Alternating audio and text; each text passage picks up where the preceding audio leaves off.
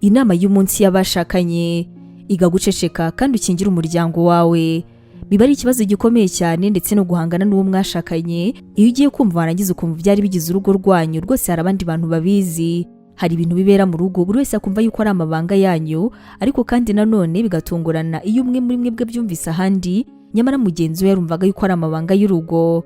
Hari urugero rw'urugo rumwe aho umugore yakosherejwe n'umugabo we, maze umugabo aza no gutungurwa kubyumva ahandi. Umugabo birumvikana yabajwe nuko yakoshereje umugore we, ariko kandi anabazwa nuko atabwiwe n'umugore yuko yamukoshereje byibura ngo asabe imbabazi. Ahanga ariko kubw'amahirwe akaba yaraje kubona iherezo ryiza kuri kino kibazo. Niba nawe rero ibintu nk'ibi ngibi byarakubayeho, humura kuko bishobora gutuma ugira iherezo ryiza. Hari ibintu byinshi cyane byo gukora. Zirikana yuko utagomba kuganira ibikorwa by'umuryango wawe hamwe n'inshuti zawe. Ni ikihe kibazo cyihariye cyo kuvuga ibigize urugo rwawe hanze yarwo? Mu bisanzwe ubundi ibintu nk'amafaranga y'umuntu, kuvuga ibibazo byihariye by'urugo ni ibintu bishobora kubabaza ubushobozi bw'uwo mwashakanye ku giti cye, kandi bikagabanya icyizere cyane hagati yanyu kuko yumva yuko nta banga uba wamubikiye. Ntabwo rero gusangira gusa ibibazo byanyu cyangwa se amabanga yanyu bishobora gusa kubabaza ubushobozi bw'uwo mwashakanye, ahubwo bishobora no gutesha agaciro uwo mwashakanye mu maso y'inshuti n'umuryango. Kandi burya ikindi gihari ni uko mu gihe bishobora kugarura uko ubona uwo mwashakanye neza, bidashobora koroha mu bakunzi bawe cyangwa se wabwiye amabanga yanyu ngo babifate nk'aho bitari bihari, kandi nyine warabibabwiye ubabaye. Uretse ibyo bashushanyijemo, nubwo waba utaravuze nabi cyane uwo mwashakanye, buri kintu cyose wavuze ubagihaye agaciro cyane. Niyo mpamvu rero ushobora kuba ari uwo mwashakanye mu yagukoshereje, ariko inshuti ndetse n'umuryango wawe kimwe n'abandi wabibwiye, bo rwose ni ibintu bizagorana cyane. Mu gihe usangiza abandi ibitekerezo byawe, rwose igengesere. Hari ibintu bimwe na bimwe bishobora kudasangirwa ku isi yose, kuko usanga buri wese aba asa n'ufite ibitekerezo bye wenyine. Hari n'ibindi rero uwo mwashakanye atagushimira kubisangiza ukurikije uko wowe ubyumva, aba ari ibintu muba mugomba kugumana hagati yanyu. Urugero wenda nko kuba waganira n'abandi bantu ibijyanye n'intege nkeya, intege zawe, ibyo utavugaho rumwe n'umugore wawe, inzozi zanyu, imyizerere ya politike yawe ndetse n'ibindi nk'ibyo. Niba utazi neza icyo mwashakanye bifataho, cyangwa se niba utazi uburyo bitwaramo, nta mpamvu n'imwe rwose yo kubivuga cyangwa se mujye kubiganira n'abandi. Reka umukunzi wawe amenye ibyo yakabaye avuga, naho yakabaye yitonda agatuza agaceceka cyane. Ushobora rwose gusanga uwo mwashakanye akunda kubwira abandi bantu bimwe mu bigize ubuzima bwawe, cyangwa se akanavuga buri kimwe cyose ku buzima bwawe, ariko kandi utabizi. Ari n'igihe rero yaba agenda avuga yuko mukora neza imibonano mpuzabitsina asa n'uwirata, ariko nyamara wowe ari ibintu bishobora kukubabaza cyane.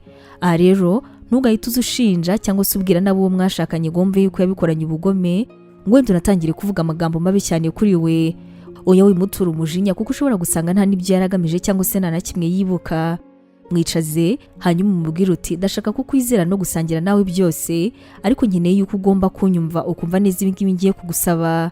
Mubwire uti, iyo ubwiye inshuti zacu ibintu byihariye kuri njye cyangwa se nanone kuri twe, numva rwose mbabaye cyane, bituma numva yuko ubuzima bwanjye bundenze.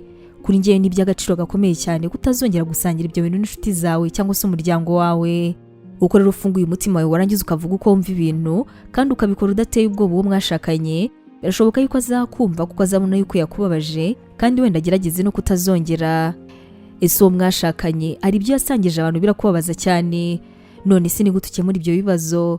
Turaza kwishimira kukumva. Imana iguha umugisha. Ubu butumwa mwabuteguriwe kandi mwabugezwagaho na Nemi Evangelical Ministries International, ariyo magambo ahinnye izwi nka Nemi.